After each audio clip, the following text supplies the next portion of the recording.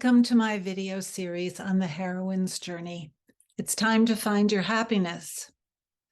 I've been thinking how it would help me, help you perhaps, help everyone actually to have a Christmas Carol, a Charles Dickens style experience. Or maybe I should say a spirited Ryan Reynolds and Will Ferrell style experience, a la their recent TV movie, Spirited. Let me explain if you haven't seen it, and I'm being careful not to give anything away. Spirited is a very modern remake of the same idea that Dickens had. Take someone who needs redeeming, who needs transforming, and have them look at their past, present, and future and see if they change as a result and become a better person. If they just can see what their life has been like or is like or will be like Scrooge did. I'll let you guess who needs redeeming in Spirited, Ryan or Will. I loved the movie. Of course I would. It's a story of transformation, which is my favorite kind of story. Hello, heroes and heroines' journey. I can't even watch a show anymore where the characters don't grow and transform.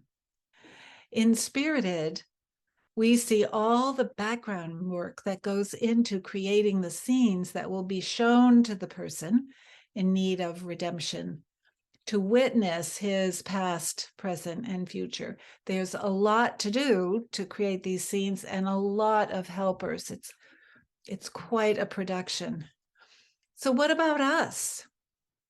We don't have a cast of hundreds planning for our redemption. Oh, or do we? Angels, maybe?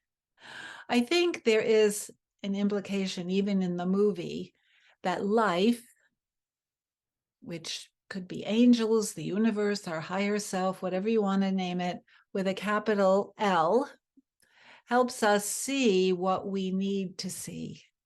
Life helps us see what we need to see, sort of like when we get wake-up calls from time to time, which are usually not much fun.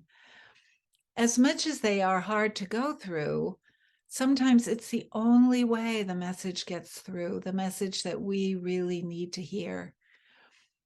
Some lesson needing to be learned. Sometimes it finally does get through to us. In that vein, with all this reminiscing, I thought we could explore how to review our own past year in a similar way. If there was a ghost of 2022 past, what's already happened from January through November, what would she or he show us? Then we'd check in with the ghost of 2022 present. And then, of course, it would be very interesting to see what the ghost of 2023 future wants to point to for us. If only we knew. You'll remember that ghost just points with a long, scary, bony finger. After all, end of the year, this is assessment time, isn't it? Before we make new goals for 2023, let's together assess 2022. Are you ready? So the ghost of 2022 past, the ghost in Dickens' novel represented memory. So let's start by visiting with this ghost. What's she showing you about your year starting in January? Think back. What floats up as a happy time for you? Let's start with the happy times. Something to celebrate? May I say that normally it's easier to remember the unhappy times than the happy ones. Usually those stand out for us more. But let's remember the happy ones. I usually go right to my phone and I look at my photos to help me remember. But maybe you have a journal and you can go back and look through the year. This year for me was big because my husband had just retired. So I looked in January at pictures of waves breaking over boulders. We went to the beach. There was a huge storm, and he could come. We could go together. Normally, he'd be in his office at work, but we were able to go enjoy life outside together. We have had more us time. And yes, that brought challenges too at times. So I have lots of photos of winter and snow, but good times to hunker down and work. And Groundhog Day saw the first anniversary of the launch of my online course, which was amazing, hard to believe, a year. And I was able to add another module to that same course, module 3. So now there are 4, which means 32 lessons in all. Blanca Vergara, my dear friend in the Netherlands, invited me to participate in her online summit about the sacred feminine.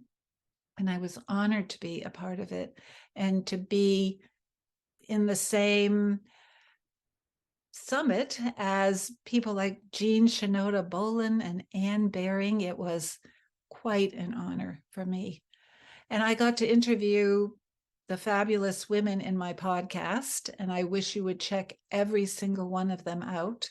This is one of my most favorite things to do. And I started the Heroines Gathering every month. We meet at the end, usually the last Wednesday of every month, with women who want to share their stories of where they are in their own heroine's journey. And I had been starved for this kind of in-person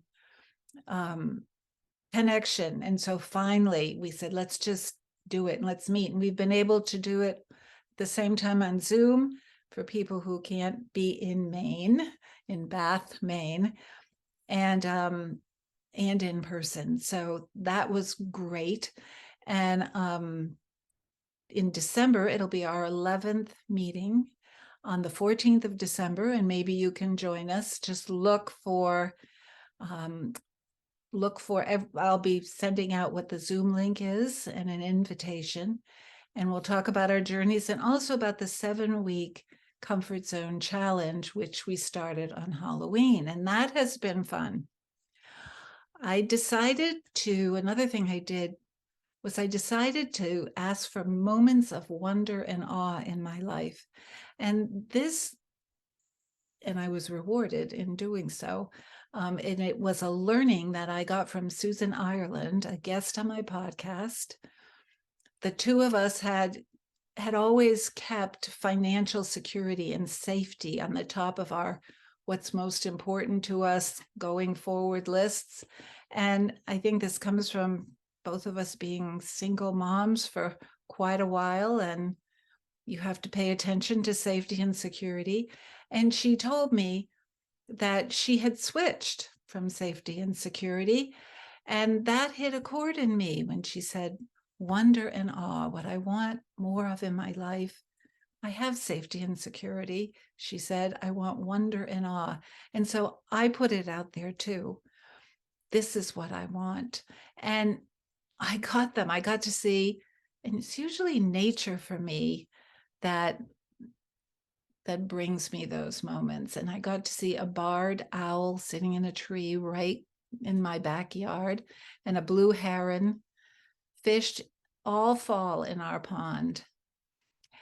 In May, we traveled to Utah, picked up my son and his family, and drove 6 hours south to Mesa Verde National Park in southern Colorado and saw the incredible cliff dwellings built by the ancient Puebloan people. That would have been wonder and awe enough, just that place. What a spiritual place. But it was also interspersed with wild horses that were all throughout the park. So Mesa Verde, beautiful. Spring and summer are so treasured in a place like Maine that spring and summer is just such a gift when they finally arrive. So it's the best. Whale watching, lake swimming, going to the beach with family, time well spent. And then this one, I actually visited with the moms of the kids I babysat for when I was in high school. two mothers who trusted me to love their kids, now in their 80s. I find that the older I get, the more important it is for me to touch base with people that I have known in my life, because they're not going to be around forever. Our yearly trip to Baxter State Park, pristine wilderness where you see the stars reflected at night in the lake. But I need to hear and let you think about what you want to remember. I could go on, but I know you have good memories. So what stands out for you? I find that the more you think about it, the more you look at your photos or your journal as a prompt, the more you remember them, more memories will come up. And then, of course, as with every year, there are trying and difficult times, because we're human beings on a heroine's journey. There are ups and downs. My daughter this year was diagnosed with thyroid cancer. I have a picture of her in recovery in the hospital and at home. She made a full recovery. They were able to take all the cancer out. As the doctor told her, of all the types of cancer, this is the most operable. And it was for her. And to me, there's always blessings attached. Maybe you don't see them at the time. Maybe you only have to see them when you look back after you've passed the hard part. But I was able to spend such good time with her and with my granddaughter. And I believe every calamity brings with it a gift. And I also, for me, discovered I have something called peripheral neuropathy in my feet. They just don't feel the way they used to feel. And apparently, it's not much to do about it. So, except to keep walking and exercising. So that's what I'm doing. And let's just mention the world for a minute here. I'll leave what's good and what's bad to news experts and people who focus on everything that's going on. But I know that we're all connected. So we're all impacted by what's going on in the larger world. Ukraine invading Russia in February. June 24th, Roe versus Wade is overturned after 50 years of legal protection for women to have access to abortion. More mass shootings. The environmental crisis just gets more and more looming, more and more distressing. And there's so much more than just that. It was, I'm going to say it, it was a dark year for the world. But also there have been great moments of light. And maybe you see that more individually than overall. Can I just say it's fun watching the soccer World Cup? So, like a gratitude practice, this remembering of the year past, the good and the bad, brings out for me what I'm grateful for. And again, end of the year, good time to remember my family, my work, the community of heroines, the amazing women walking the heroine's journey that I've gotten to know. Nature, my daughter's recovery, my ability to travel to see my family, my health, such as it is. Okay, then there's the ghost of 2022 present.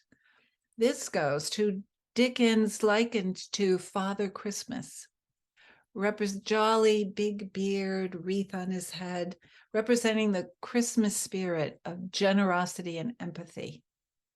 So, is that the same for you? Are you feeling generous? Are you practicing empathy with yourself as well as others? What would this ghost show you? What scenes of your present life? He showed Scrooge how his family was having fun without him, how some in his family were talking badly about him. No matter what's going on inside you or outside you in your present, this is such a busy time of year. I hope you can find time to fill your own well.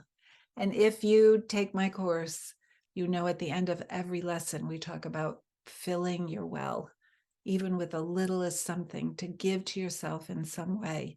Maybe just doing this assessing of the year gives you a moment for you, remembering what was good for you this year. Yikes, I don't even know if we want to talk about the ghost of 2023, future. This was the ghost, again, that didn't talk, who just pointed. He represented in Dickens' novel the fear of death and reckoning. Remember, he took Scrooge to his grave. This is what will happen if you don't learn your lesson, Scrooge. So here come the spirit. Here's the spirit of 2023 future pointing. What would he or she point to for you? Well, in all transparency, for me, you'd better exercise, Susanna, or else. If your family is so important to you, find ways to see them. Time is limited. Each moment counts. Everything could change in an instant. Look at what happened in Ukraine. I think so much about how they were going about their regular life, and everything got blown up, literally and figuratively. The pointer would also say, well, how are you going to impact this world for the better? Are you going to love harder, Susanna, and judge less? Will you learn and redeem anything in you that needs redeeming, like Scrooge did? Will you take risks and leave your comfort zone now and again and stretch yourself, even though you are getting older? Pay attention, it would point to. Everything has a message and something to teach us. Notice, Susanna. I love this quote from Eckhart Tolle. The significance is hiding in the insignificant. Appreciate everything. The significance is hiding in the insignificant. Appreciate everything. So what is it for you, heroine? When you consider your year to date and look around you at the present you, what is that spirit pointing to for you to consider going forward? Now, of course, there's a happy ending in both these stories, A Christmas Carol and Spirited. And there's one for you too, heroine. We are redeemable, absolutely. And there's so much comfort in knowing that. So the choices are yours, heroine. Will you notice? Will you see what is seeking to be revealed? Knowing you, no question, you will. So have a very happy December. And as Tiny Tim said in A Christmas Carol, God bless you, everyone. Oh, before I go, one announcement. If you're interested in joining my beta accountability group, where I'll be facilitating a small group of no more than 4 people through my course online, click on the link below for more information. Okay. Thank you for watching my video. Please subscribe so you don't miss the next one. I'll see you next time.